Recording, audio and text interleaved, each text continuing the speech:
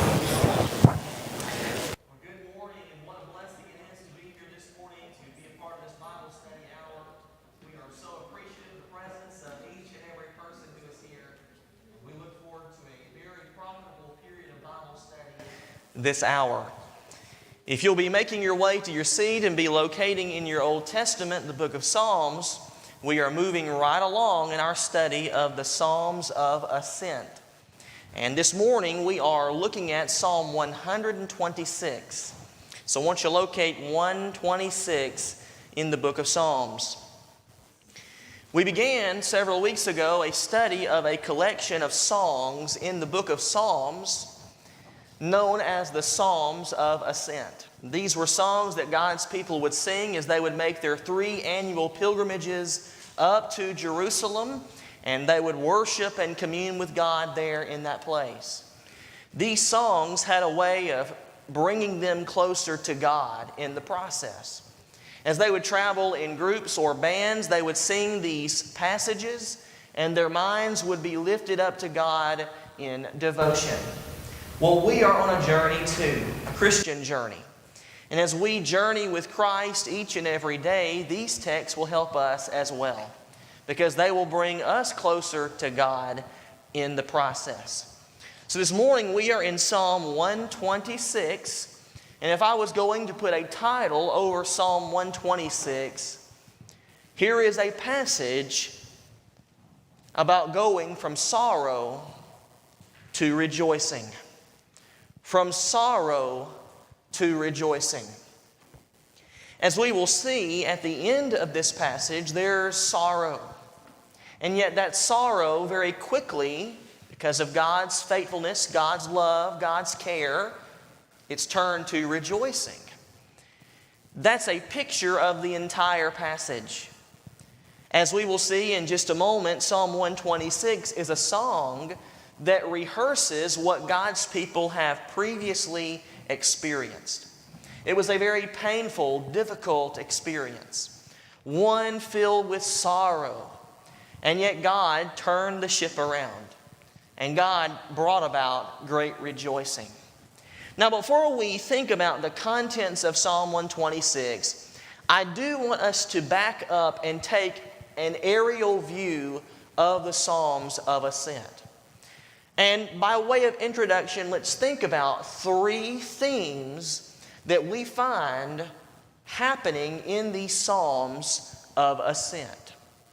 We find these passages sometimes in a combination, sometimes 1 or 2 by themselves, but we see these 3 themes all throughout this collection. The first theme I see in these passages, I see trials. You've heard me say it before, the book of Psalms is a very human book.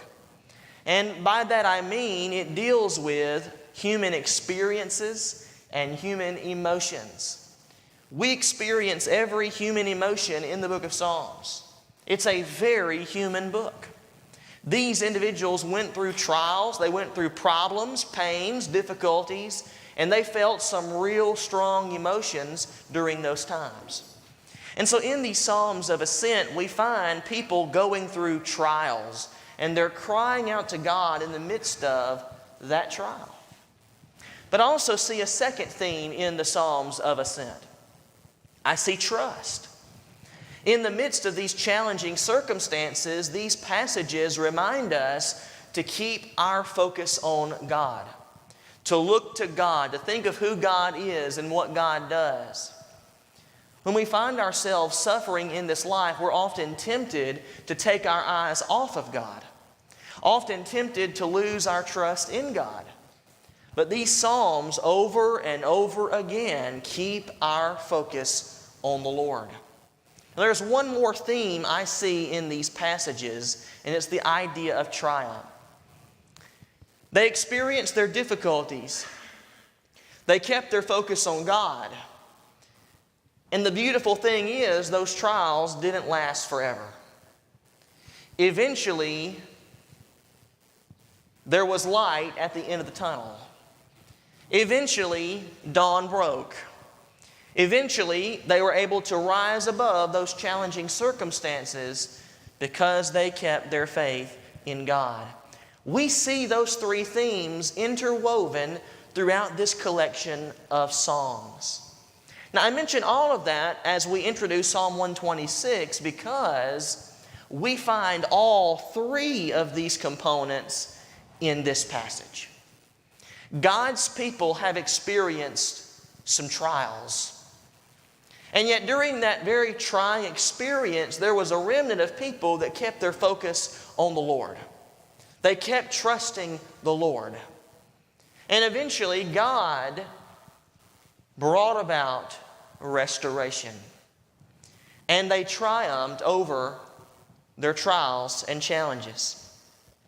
Now, Psalm 126 is regarded by many as a post-exile psalm. A post-exile psalm. Now, what that means is that this passage was likely written after God's people experienced captivity. During that period at the end of our Old Testament, when God's people began to return home and rebuild fallen Jerusalem. You recall there was a united kingdom that lasted for 120 years. Saul reigned for 40 years. David reigned for 40 years. Solomon reigned for 40 years. One united kingdom.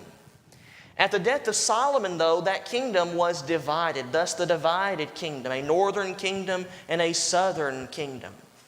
The northern kingdom was known as Israel, with Samaria being her capital city. And eventually, because of her sins, she lost her national identity by God's judgment. Well, that left the southern kingdom known as Judah, with Jerusalem as her capital city. But just like her sister nation, Judah went into sin as well. She went after other gods as well, and God punished Judah too. And God punished Judah with the Babylonians for 70 long, grueling years in Babylonian captivity. Eventually, though, in God's providential workings, the powers began to shift in the world. And no longer was Babylon in power, but the Persians came to be in power. And as a result of the Persians conquering Babylon, God's providential door opened, and through Cyrus, the king of Persia, it was decreed that God's people could begin to return home. And so that takes us all the way to the end of our Old Testament. They've been punished, they've been chastised, judgment, bondage is over, and now they're beginning this return and restoration. Now there's 6 books that fall in this period of time. There's the book of Ezra, Nehemiah, and Esther. Those are historical books. And then we have 3 prophetic books during that period as well. We have Haggai, we have Zechariah, who came after Haggai, and then we have at the end the prophet named Malachi. Those 6 books fall at the end of our Old Testament in the post-exilic period. A very exciting time. They're coming back home. They're being restored back to their land. They're rebuilding Jerusalem, rebuilding the temple, rebuilding the walls of the city, starting back worship. A very exciting time. One where, if we back up, their sorrows have been turned to rejoicing. And that's why we see this passage before us. They've had their time of sorrow. They've had the pain. They've had the heartache of 70 years in captivity. But now God says you can go back home. Now's the process of healing and restoration. And God's people can't help but sing about it. Now, as we study this passage this morning, with those thoughts in our minds in the backdrop, helping us to appreciate what's happening before us, I would like for us to do 2 things with our time this morning. As we examine Psalm 126, I would like for us to do, number 1, an examination of the text. We will work our way through this song line by line, phrase by phrase, seeing what significance these words had for them in light of their sorrow in bondage, turning to rejoicing in restoration. But then as we end our time, we will think about a second point together. We'll consider some application from the text. Having seen what these words, what these lyrics meant to them, we'll see what these thoughts can mean to each of us today. So number one, let's begin by engaging in an examination of the text. Now I want to begin by reading the passage, then we'll go back and we'll break it apart section by section together. The Word of God reads, "When the Lord restored the fortunes of Zion, we were like those who dream. Then our mouth was filled with laughter, and our tongue with shouts of joy. Then they said among the nations, the Lord has done great things for them. The Lord has done great things for us. We are glad. Restore our fortunes, O Lord, like streams in Negeb. Those who sow in tears shall reap with shouts of joy. He who goes out weeping, bearing the seed of sowing, shall come home with shouts of joy, bringing his sheaves with him." Here is a song about coming home from captivity. Sorrow being turned to rejoicing. So let's think about what these lyrics meant to them. As we examine this passage, notice with me 6 observations from these 6 verses. Notice number 1, what the people experienced. What did they experience when God turned their sorrow to rejoicing? Well, if we go back to verse 1, the first part of the passage, we can summarize what they experienced with the idea of restoration. God's people experienced restoration. Now the ESV words it this way: when the Lord restored the fortunes of Zion. God restored. And the ESV says God restored the fortunes of Zion. Now depending upon which translation you're reading from, you will read different variations. I like the way the New American Standard Bible words this: God, the Lord, brought back the captive ones of Zion. That's what's happening here in this passage. God took people who were once captive, people who were in bondage, people who were in Babylonian captivity, Babylonian bondage for 70 years. And God brought those people back home to Jerusalem. They experienced restoration. That's what this song is all about. Now what's amazing, when you go back and study the books of, for example, Jeremiah. Jeremiah foretold the captivity of God's people, and he also foretold the return of God's people back home. One of the most well-known verses in Jeremiah is Jeremiah 29, where God says, "For I know the plans I have for you." When we take that thought and put it into its context in Jeremiah's preaching, God was talking to His people. God was talking to Judah, to Jerusalem. God was talking to the faithful remnant. God had plans for those people. And those plans did involve punishing the rebellious, punishing the wicked, punishing Judah, but God had plans for their good, for their peace, for their well-being. And those plans involved God rescuing His people from their bondage and bringing home that faithful remnant. Well, that's what they've experienced. And now they write this passage, they write this song, and they're singing to God about it. What they experienced was restoration. I want you to notice number 2 from this passage, what the people felt. In your mind, try to imagine God's people being in captivity, being in bondage for 7 decades. And now, through the decree of Cyrus, it's time to go back home.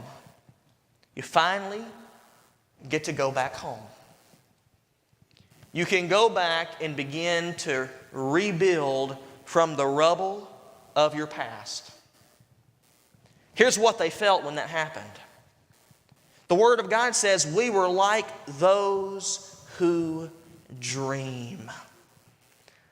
When God restored the captive ones back to Jerusalem, it was like a dream, they're saying. We felt like we were living in a dream. You can imagine God's people praying for that day, longing for that day, dreaming about what it would be like and feel like to finally pack up their meager belongings and head back home. You can imagine them dreaming about that event. Well, now it's finally here, and it's like a dream come true. At the same time, though, it's like they're living in a dream. Is this really reality? Are we really able to go back home? Have you ever had a somebody pinch me moment in life? That's what they're having right here in this passage. Have you ever thought to yourself, this is just too good to be true? This couldn't possibly be true. That's what they felt in this time of restoration. It reminds me of what is said in the New Testament with the Apostle Peter. You recall in Acts chapter 12, Peter is imprisoned, and meanwhile, as he is imprisoned, possibly about to experience the same fate as James, who was beheaded. Meanwhile, during that event, you have the church over here in Mary's house, and the church is there in the evening hours in a home having a prayer service for Peter. And God interrupted that incarceration with an angel. God sent an angel. And this angel set Peter free from the prison. But in Acts chapter 12, verse 9, when Peter saw this angel, he thought he was having a vision. This can't be real. Somebody pinch me. This is too good to be true. I must be dreaming. I must be having a hallucination here, because this couldn't possibly be an angel. God's not letting me go. I mean, this is too good to be true, but it was true. They felt like they were in a dream. They were so happy. But it wasn't a dream. It was God keeping His word. So we saw what they've experienced. We've seen what they felt when they experienced that restoration. But watch number 3. Look at what they did. If we move into the beginning part of verse 2, when God began to restore His people back to Jerusalem, and they were having that dream-like experience, their mouths were filled with laughter and their tongue with shouts of joy. It doesn't take a Bible scholar to tell you that laughter is connected to extreme happiness. That's a no-brainer, isn't it? In the Old Testament, in Sarah's life, whenever God finally gave Sarah a child, she said, God has given me laughter. In Genesis chapter 21, verse 6. God has given me laughter. He has made me to laugh. What is she saying? She's saying, I just feel so happy. I feel so overwhelmed with joy to be a mother. And that's what God's people experienced. Have you ever been so excited, so happy that you were just giggling? Like a little kid at Christmas or a little high school girl with her friends? Have you ever been so happy you were just giggling and just giddy? That's what we see happening here in these verses. Imagine the captives hearing the news they're about to leave the land and head back home. Can you imagine the mothers gathering up their children? Can you imagine these mothers gathering up their possessions and their belongings? Can you imagine the conversations that were being had? Can you imagine the things being spoken of in remembrance of the former land they were living in, how things used to be? And we get to go back there and experience that again. This must have been a very joyous occasion. If you drop down to the end of verse 3, they say, "We are glad." So here's what they experienced. Here's what they felt. Here's what they were doing. But watch this, number 4. Here's what they said. Look at the latter part of verse 2, moving into verse 3. As they were laughing and shouting with joy and giggling, they began to hear what people were saying about them and about this whole experience unfolding. The nations were saying, "The Lord has done great things for them." And the people themselves joined in here in verse 3, saying the same thing. "The Lord has done great things for us." You can imagine the heathen, pagan nations of the earth 70 years prior, what they were saying then. Well, look at the people of Judah. Their God couldn't save them. Their God must not be very powerful after all, because look, they were consumed by the Babylonians as well. Their temple to their God, look, it was destroyed and burned with fire. What good their God did them, but now that whole tune has changed, hasn't it? And as the people of these various nations see this band, this remnant, gathering up and going back home, they know there is no natural explanation for this. The only reason why these people survived, the only reason why they're leaving captivity is because their God, the Lord, has done great things for them. God's behind this. And the people themselves say, that's exactly right. The Lord has done great things for us. Hold your place right here in the book of Psalms for a moment. Flip back with me to the book of Nehemiah. Tonight we're going to be in Nehemiah chapter 5 as we continue to move our way through the book of Nehemiah every third Sunday night. But you might recall Nehemiah is a post-exilic book. It's a book that we might describe as the last great work of the Old Testament. At this juncture, the returns back home have already happened. There have been returns. Just as there were 3 carryings away, there have been 3 returns back home. They've already happened. At this juncture, their homes have been rebuilt. At this juncture, the temple has been rebuilt.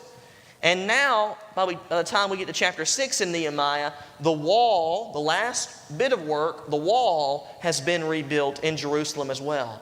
I want you to notice what happens when that wall is completed. Look at Nehemiah chapter 6, verse 15. The series I'm doing every third Sunday night is entitled How to Build a Wall in 52 Days. They did something incredible. They did something seemingly impossible. In just 52 days, they did what had not been done in 100 years of being back in the land. And I think about that and wonder, did anybody ever say, you know what, we need a wall around this city. We can do better than this. God deserves better than this. Well, it took Nehemiah, who wasn't even living in Jerusalem, to come there and say, you know what, we can do this. And he did it with the help of God. In 52 days, they built this massive wall that circled the city of Jerusalem. And as we will see tonight, and as we saw last month, there was opposition every step of the way, internally and externally. So it wasn't just a difficult task of building this massive wall, but it was a difficult task that was made even more difficult by constant opposition. And so look at chapter 6, verse 15. So the wall was finished on the 25th day of the month of Elul in 52 days. And that's impressive. Look at verse 16. And when all our enemies heard of it, all the nations around us were afraid and fell greatly in their own esteem. Notice why. For they perceived that this work had been accomplished with the help of our God. These nations are watching. And they're thinking there is no way they could do what they've accomplished by themselves. The only way they've accomplished this incredible feat is because their God is opening up the windows of heaven and He's blessing them. And they were fearful. That's what these people are writing about right now and singing about in Psalm 126. God's bringing restoration. It felt like a dream, but it's true. And we're so happy, we're just laughing and shouting for joy. And the people around us know God's the one that did this. Now, we're not told here in this passage why God did it, but we know why God did it. God did it because He loved His people. They were the object of His love and affection. They were His bride. But more than just that, God had a plan for mankind's redemption. And a part of God's plan to bring about the redemption of mankind involved that remnant coming back home, being kept securely by God, rebuilding, restoring in Jerusalem, and those people being the womb from which the Messiah would come. It was all a part of God's plan. But they know, based on what they're saying here, God's the one that did it. As we continue, notice with me number 5 what this passage reveals. We're examining this passage, seeing what these lyrics meant to them in light of their sorrow being turned to rejoicing. Here's what they needed. Look at verse 4. In verse 4, the song continues by saying, "Restore our fortunes, O Lord, like streams in the Negeb." I want you to go back to verse 1 and notice that in verses 1, 2, and 3, they're writing about the restoration God has already accomplished. God has already restored them. They're already returning home. They're already rebuilding. They're already picking up with their lives and moving forward. But here in verse 4, as the song continues, we're not looking at restoration in the past tense, what God has already done.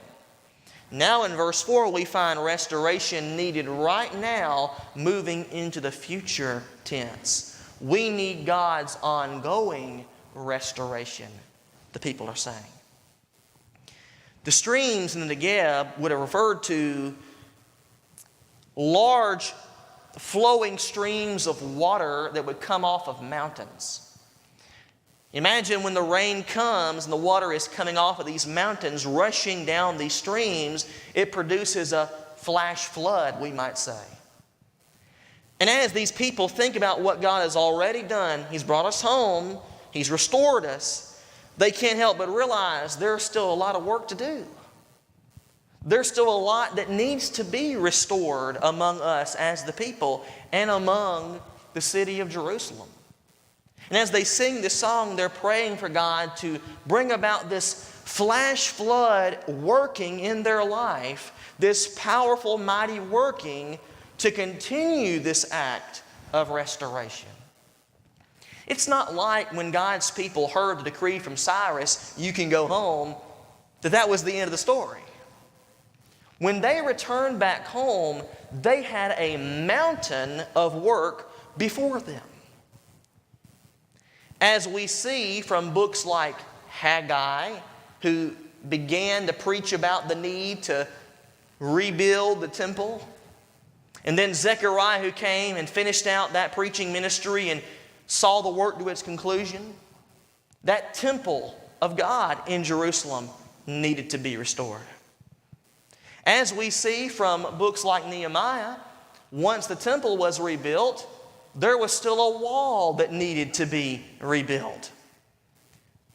But even in Nehemiah, it wasn't just a wall, it was a people that needed to be rebuilt too. Because Nehemiah not just served as the wall builder, he stayed and served as their governor and helped them to get in step with God and be what God really was expecting them to be. There were a lot of things that needed to be adjusted, that needed to be amended, that needed to be altered during that time. So there was a lot of restoration that still needed to take place, and the people were aware of that. They knew they needed God in a powerful way, like a mighty flash flood, to keep on working and restoring among them. Now, to give us a picture of why, I want you to hold your place here and flip back to 2 Chronicles with me. We just talked about some of the things that needed to be rebuilt, but I want to read a couple of verses here that depict this in the Bible. Now, we don't study 2 Chronicles very much, but I want you to go with me to chapter 36 of 2 Chronicles, the last chapter in that book. 2 Chronicles chapter 36 covers a large duration of time. It covers the capture of Jerusalem, the conquest of Jerusalem, but then God's people returning back home and rebuilding Jerusalem. Notice what happens here in 2 Chronicles 36, because this is what God's people were going home to. This is why restoration was still needed in an ongoing, powerful way before them. Therefore, he, that being God, brought up against the king, against them, against Judah, against Jerusalem, the king of the Chaldeans. Now, let's stop there for a moment. Why did God do that? Back up to the previous verse. If you look at verse 15, the Lord, the God of their fathers, sent persistently to them by His messengers because He had compassion on His people and on His dwelling place. So even though God's people were sinning, spiraling further down the spiral of sin, God loved them dearly and sent prophets over and over again to preach and warn and preach and warn. Look at verse 16 of this chapter. But they kept mocking the messengers of God. They made fun of those men. They called them names. They just disregarded them and their messages, despising His words and scoffing at His prophets, until the wrath of the Lord rose against His people, until there was no remedy. And so, verse 17, God brought the king of the Chaldeans against them. And here's what He did when He came. He killed their young men with the sword in the house of their sanctuary and had no compassion. Now, I find that very amazing because in the previous verses, God has been showing compassion on His people. He's been sending them spokesmen, but they've not been listening. And now it's time for judgment. And the tool for judgment demonstrates zero compassion. He shows no compassion.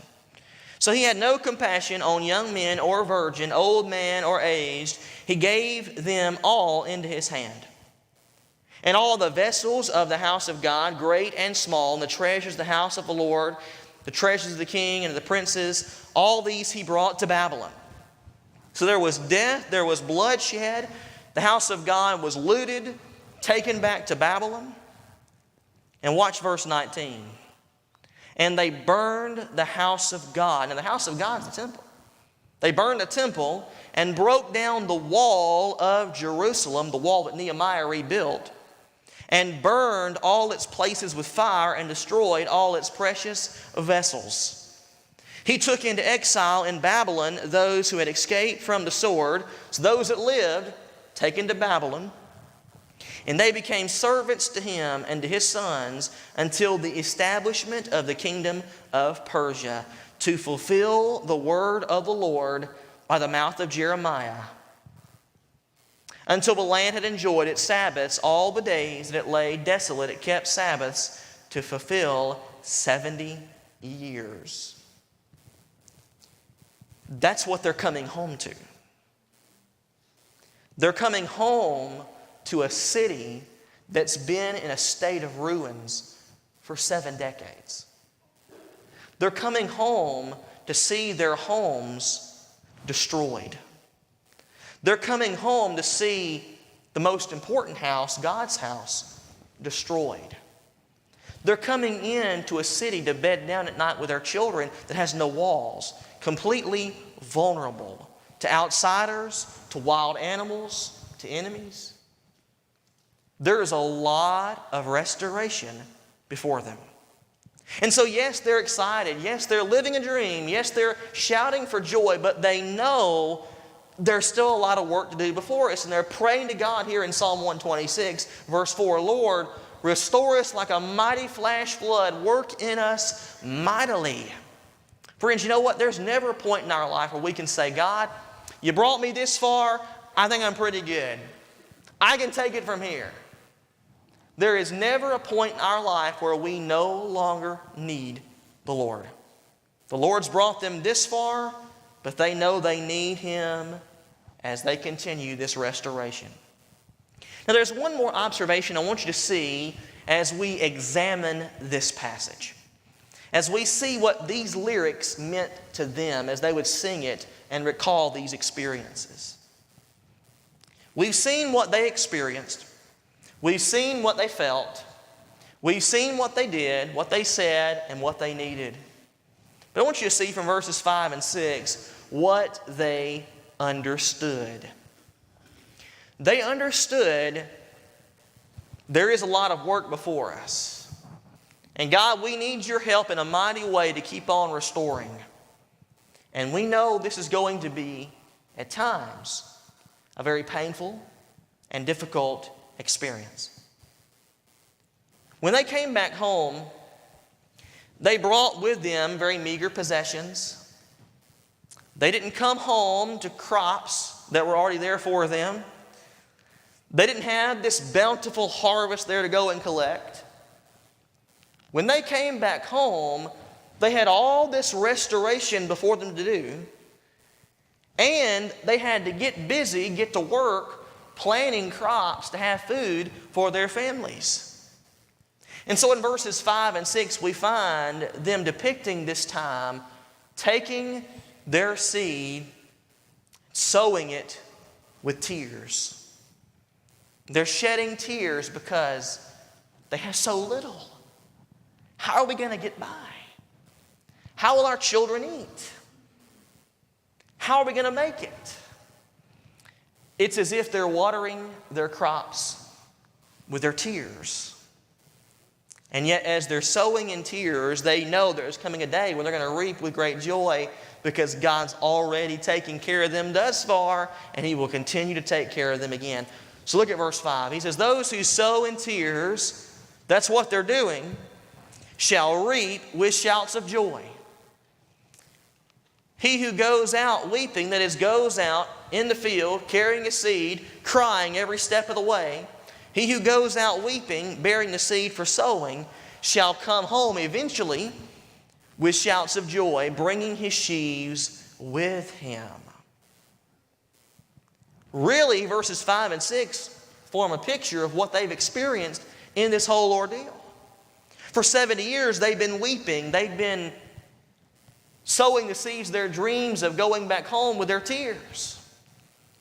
And now those dreams are becoming reality, and it's time to go back home and reap the benefits of restoration, and they're filled with joy. They understood this is going to be difficult, but God's taking care of us thus far, and He will continue to take care of us again. And you imagine the Jews singing this song. You imagine Mary and Joseph possibly singing Psalm 126 as they go to Jerusalem to honor God and worship Him. You imagine these Jews thinking about their past, thinking about the sins that caused the captivity, thinking about how terrible of an experience it was, thinking about how much they wanted to go back home, and Yet God was faithful. God rescued them. God restored them. And they sing this song to remember. So number one, we have engaged in an examination of this passage. We have worked our way through it section by section, line by line, looking at these lyrics and what they meant to them. But let's not forget that this passage has been preserved for you and for me too.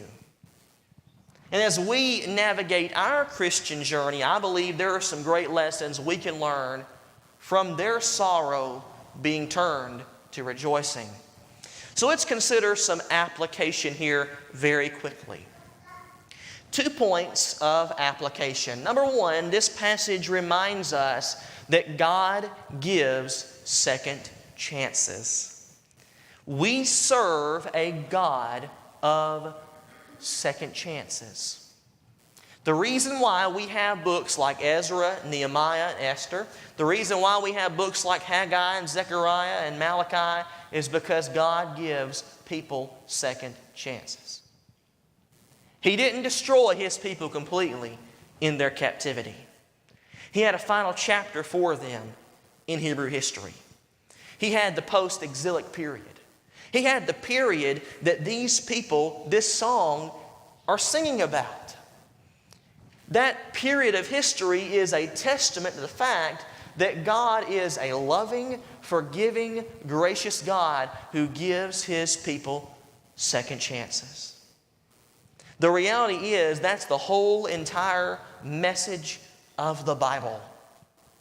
When God made Adam and Eve and began the process of establishing mankind, when both Adam and Eve sinned against God, God didn't say, you know what, you failed, you've lost it, you're done, humanity's no more. Immediately, God began His journey towards the cross of Calvary. Immediately, God began the scheme of redemption. To give not just Adam and Eve, but all of humanity a second chance. The reality is, God is a loving God, and I think as we apply this truth to our lives, it would behoove us to be people who give second chances as well. There's a second takeaway truth from this passage I want to think about with you before we close. This passage reminds us that God keeps His promises. We mentioned a moment ago how in the book of Jeremiah, Jeremiah foretold the captivity of God's people. But he also foretold the return and restoration of God's people. Now, God did the punishing, but God also, as we see from Psalm 126, did the restoring as well. I can imagine those Jews there in captivity as the years and years rolled on, wondering if it would ever happen. When will this time ever come? But the passing of time did not take away from the faithfulness of God. God kept His word and did just as He promised. You know, in the book of 2 Peter, Peter is addressing this idea that some had that the Lord would not come again. And one of the reasons why those scoffers, Peter calls them, said the Lord's not coming again is because in their minds, everything has continued like it is since the beginning. And that was flawed reasoning, as Peter points out, because they're willfully overlooking the flood. When God stepped in and altered this world and judged all of humanity, they were overlooking that truth. But in that context, Peter points out, not only is their reasoning flawed, but the passing of time doesn't mean God doesn't keep His word. As Peter says, one day with the Lord is as 1,000 years. 1,000 years as one day. In 2 Peter 3 verse 9, Peter said, the Lord is not slow concerning His promises. And some people count slowness. He is not going to allow His promises to be unfulfilled. You can rest assured that every promise God has made to you in His word, it will happen. It is true. God is worthy of our faithfulness because God is faithful. Just two takeaway truths as we contemplate these lyrics of their sorrow turning to rejoicing. May God bless you and I as we live out these truths, and we'll come back next week and pick up with Psalm 127 in this series of lessons.